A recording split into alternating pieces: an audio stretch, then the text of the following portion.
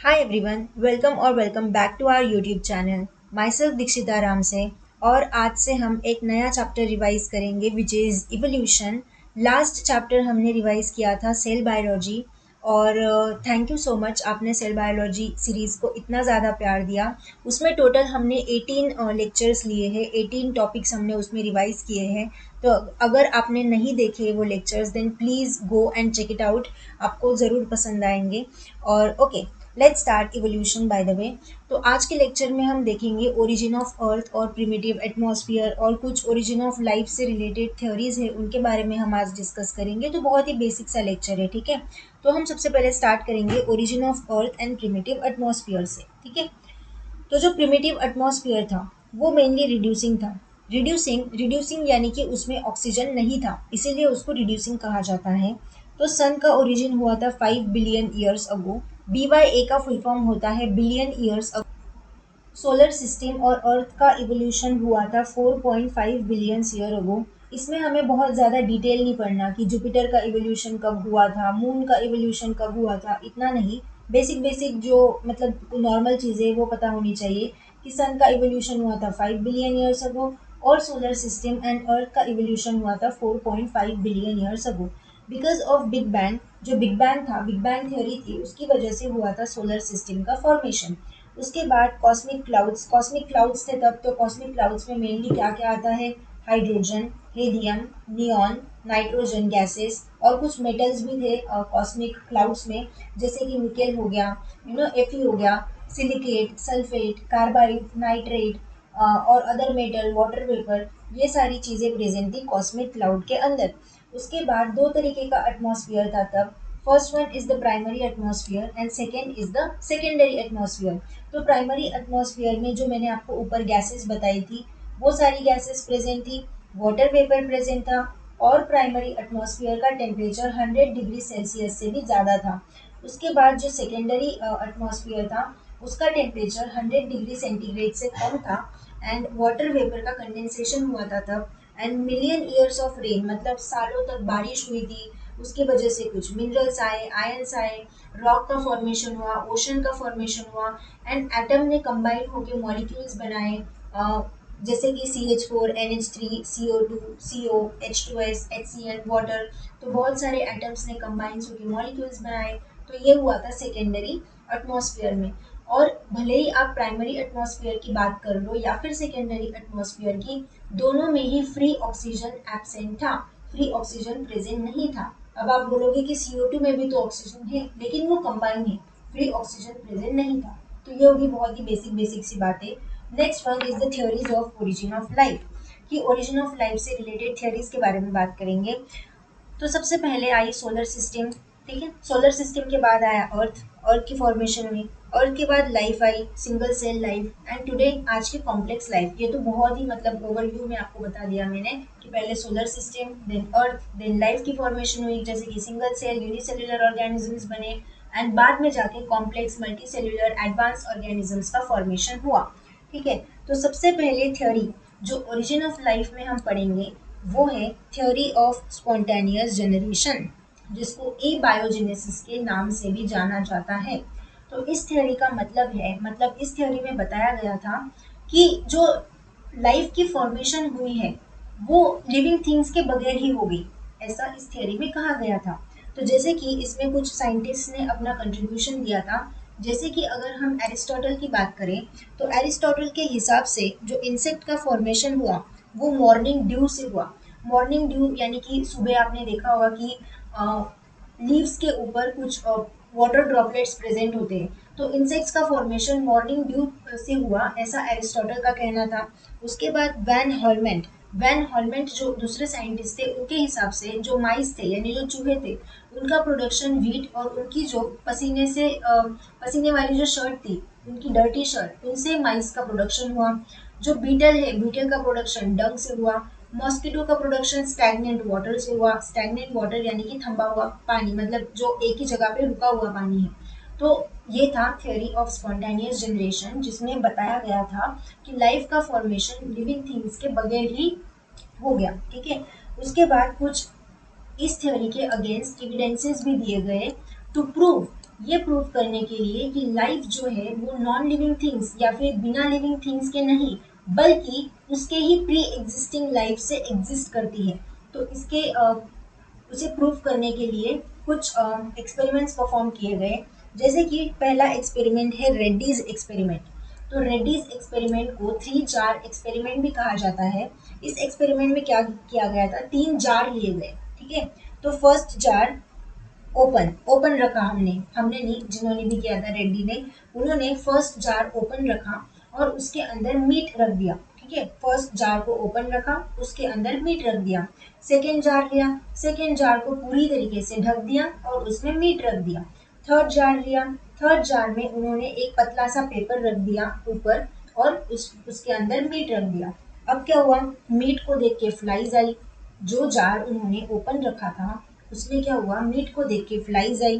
Flies ने वहां पे अंडे दिए और फिर लार्वा बना, ठीक है, एग ले किए और लार्वा बना। उसके बाद जो सेकेंड था वो तो ढका हुआ था, तो वहां पे कोई फ्लाइज आई नहीं। Third one is the partially partially उन्होंने उसको कवर किया था, तो उसके पेपर के ऊपर ही फ्लाइज ने अंडे दे दिया, ठीक है। तो इससे क्या कंक्लूजन निकलता है कि जो फ्लाइज के जो लार्वी होती है, फ्लाइज के जो लार्वे होते हैं जो अंडों से निकल रहे हैं, तो फ्लाइज के लार्वे को मेनली मैगोट्स कहा जाता है। तो इससे कंक्लूजन ये निकला कि fly larvae came from egg which laid by flies not from the meat itself. तो अगर हमने थ्योरी ऑफ ए बायोजेनेसिस पढ़ी है, मतलब जो मैगोट्स बने हैं, जो लार्वा बने हैं, वो तो मीट से बनने चाहिए, लेकिन नहीं, मीट से नहीं बनी, वो जो फ्लाइज थी उनकी वजह से बनी है। इस तरीके से इस थ्योरी का कंक्लूजन निकला कि रेड्डी एक्सपेरिमेंट का कंक्लूजन क्या था, that fly larvae came from the egg which laid by flies not from the meat itself, ठीक है। उसके बाद सेकेंड एक्सपेरिमेंट था स्प्लैंजानी एक्सपेरिमेंट। तो इन्होंने क्या किया, एक फ्लास्क लिया, फ्लास्क के अंदर उन्होंने एक ब्रॉथ लिया। ब्रॉथ होता है एक ऐसा लिक्विड जिसमें बहुत सारा न्यूट्रिएंट प्रेजेंट होता है। तो उन्होंने एक फ्लास्क लिया, उसके अंदर ब्रॉथ लिया। ब्रॉथ क्या होता है, न्यूट्रिएंट रिच लिक्विड। उन्होंने उसको बॉईल किया, इतना बॉईल किया कि उसमें जितने भी ऑर्गेनिज्म है सारे के सारे मर जाए, ठीक है। तो उन्होंने ब्रॉथ लिया, उसको बॉईल किया to kill any existing organism. And boil करने के बाद उन्होंने उसको इमीडिएटली बंद कर दिया, इमीडिएटली क्या किया, सील कर दिया। अब सील करने के बाद अगर उन्होंने बॉईल किया है, सारे ऑर्गेनिज्म मर गए हैं और इमीडिएटली अगर हमने उसको बंद कर दिया तो उसमें तो कोई ऑर्गेनिज्म नहीं बचेगा। लेकिन अगर हमने इसको ओपन रख दिया थोड़ी देर के लिए, तो क्या होगा, उसमें बहुत सारे ऑर्गेनिजम्स का डेवलपमेंट स्टार्ट हो जाएगा। तो इससे हमें क्या पता चलता है कि माइक्रोब्स जो है वो फ्लास्क ओपन रहने की वजह से माइक्रोब्स बाहर से उसके अंदर आ रहे हैं। ऐसा नहीं है कि जो ब्रॉथ है वही माइक्रोब्स को प्रोड्यूस कर रहा है। तो ये भी ए बायोजेनेसिस के अगेंस्ट एक एविडेंस हमें मिल गया, ठीक है। उसके बाद third one is the Louis Pasteur experiment, the most famous one. तो लुइस पास्चर ने क्या किया था, एक श्वान ने एक फ्लास्क को लिया था। जो श्वान एक एनिमल होता है, उसकी नेक बिल्कुल यहाँ पे जो फ्लास्क लिया है वैसी ही होती है। तो उन्होंने लिया एक श्वान ने नेक फ्लास्क। उन्होंने क्या किया, देखो यहाँ पे उन्होंने ब्रॉथ लिया। ब्रॉथ क्या होता है, न्यूट्रिएंट रिच मीडियम होता है, लिक्विड होता है। उन्होंने उसको बॉईल किया। अब बॉईल करने के बाद यहाँ पे बहुत सारे वाटर वेपर जमा हो गए, ठीक है। और जो दूसरी साइड थी श्वान नेक फ्लास्क की, वो ओपन थी। तो ओपन होने की वजह से माइक्रो ऑर्गेनिजम्स यहाँ पे एंटर हो गए, ठीक है। और यहाँ पे जो वाटर वेपर है, वाटर वेपर की वजह से यहाँ पे कंडेंसेशन हो गया वाटर का, और माइक्रोब्स बाहर से, यहाँ पे तो ओपन एरिया है, तो ओपन होने की वजह से माइक्रोब्स एयर से उस फ्लास्क के अंदर आने लगे। और जो कंडेंसेशन ऑफ वाटर हुआ था वो, उसका फंक्शन क्या है, तो it act as a filter for microbe. Microbe की वजह से वो फिल्टर की तरह काम करने लगा। और फिर उन्होंने क्या किया था, इस श्वान नेक को यहाँ से ब्रोक कर दिया। यहाँ से ब्रोक करने के बाद अब उन्होंने यहाँ पे ब्रोक कर दिया, राइट। ब्रोक करने के बाद यहाँ पे तो माइक्रोब्स आए ही नहीं, एब्सेंट है माइक्रोब्स। मतलब यहाँ पे माइक्रोब्स आए बाहर से, आधे वाले हिस्से में माइक्रोब्स एब्सेंट थे एंड बाकी वाले हिस्से में माइक्रोब्स आ गए। तो ये इनका कंक्लूजन था। मतलब ब्रॉथ की वजह से माइक्रोब्स नहीं आए हैं, बल्कि बाहर से, एयर से माइक्रोब्स की एंट्री हुई है यहाँ पे, ठीक है। तो ये थे 3 एविडेंसेस अगेंस्ट ए बायोजेनेसिस, जिसमें फर्स्ट था रेड्डीज एक्सपेरिमेंट, सेकेंड था Spallanzani experiment and third one is the Louis Pasteur experiment. उसके बाद नेक्स्ट थ्योरी थी थ्योरी ऑफ स्पेशल क्रिएशन। ये थ्योरी एक रिलीजियस थ्योरी थी। तो ये कोई भी साइंटिफिक लॉ को फॉलो नहीं करती, इसके कोई भी एविडेंसेस हमें नहीं मिले। इस थ्योरी के हिसाब से, बाइबल के हिसाब से 6 दिन में पूरी धरती, पूरा ब्रह्मांड सब कुछ बन गया भाई 6 दिन में। और हिंदू माइथोलॉजी के हिसाब से ब्रह्म देव जो थे उन्होंने सारी धरती, सारे पक्षी, सब कुछ उन्होंने बनाया। तो लेकिन इस पे नो कमेंट्स कि इसके कोई एविडेंसेस नहीं है, ये कोई साइंटिफिक लॉ को फॉलो नहीं करता है, और ये एक रिलीजियस थ्योरी है, theory of special creation. Next थी थ्योरी ऑफ कैटास्ट्रॉफिज्म। कैटास्ट्रॉफिज्म यानी कि ये एक स्पेशल क्रिएशन थ्योरी जो थी पहली वाली, उसका ही मॉडिफिकेशन है, जो दी थी जॉर्ज कवियर एंड ऑर्बिग्ने ने। ये दो साइंटिस्ट थे, जॉर्ज कवियर एंड ऑर्बिग्ने, इन्होंने दी थी theory of catastrophism. There are several creations preceded by a catastrophe due to some geographical disturbance.